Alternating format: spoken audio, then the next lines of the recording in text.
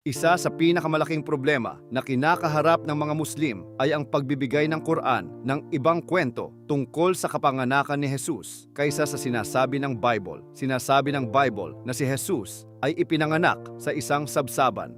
Sinasabi naman ng Quran na si Jesus ay ipinanganak sa ilalim ng palm tree. Hindi maaaring parehong maging tama ang dalawang kwentong ito. Ang kwento ng Bible, ayon sa Ebanghelyo ni Lucas, naglakbay sina Maria at Jose patungong Bethlehem dahil sa isang census. Nang ipanganak si Jesus, wala nang bakanting lugar sa mga tuluyan, kaya binalot ni Maria si Jesus ng tela at inilagay siya sa isang sabsaban. Sabi ng Lucas 2:7, at kaniyang ipinanganak ang kaniyang panganay na anak na lalaki at binalot ng mga lampin at inihiga sa isang sabsaban. Ang sabsaban ay lalagyan ng pagkain ng mga hayop. Ito ay lubos na tumutugma sa humble na kapanganakan ni Jesus sa Bethlehem. Paulit-ulit na inilalagay ng Bible ang kapanganakan ni Jesus ay sa Bethlehem, kasama ang mga pastol, mga anghel, at kalaunan ay ang mga tatlong wise men. Ngayon, ihambing natin ito sa Quran.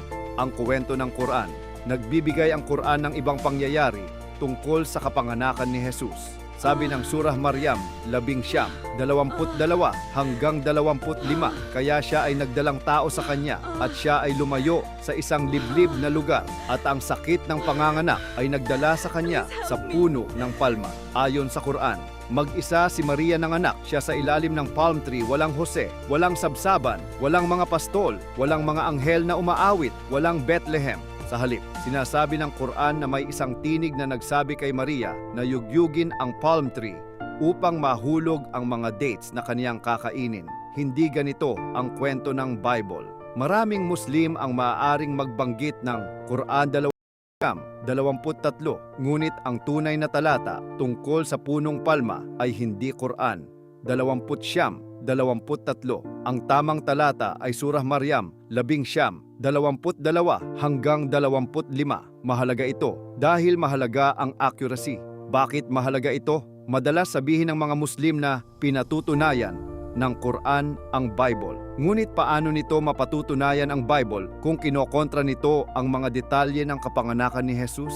Ang Quran ay dumating mahigit 600 taon pag-akyat ni Jesus sa langit at binago ang mahahalagang detalye na naisulat at naitala na sa Bible. Ang Bible ay naglalahad ng kasaysayang batay sa mga witnesses.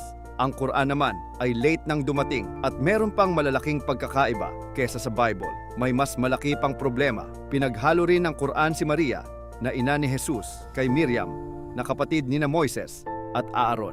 Sabi ng Surah 11:28, o kapatid na babae ni Aaron, ngunit nabuhay sina Moises at Aaron mahigit 1,000 taon bago dumating si Jesus. Ipinapakita nito na pinaghahalo ng may akda ng Quran ang mga kwento at mga personalidad.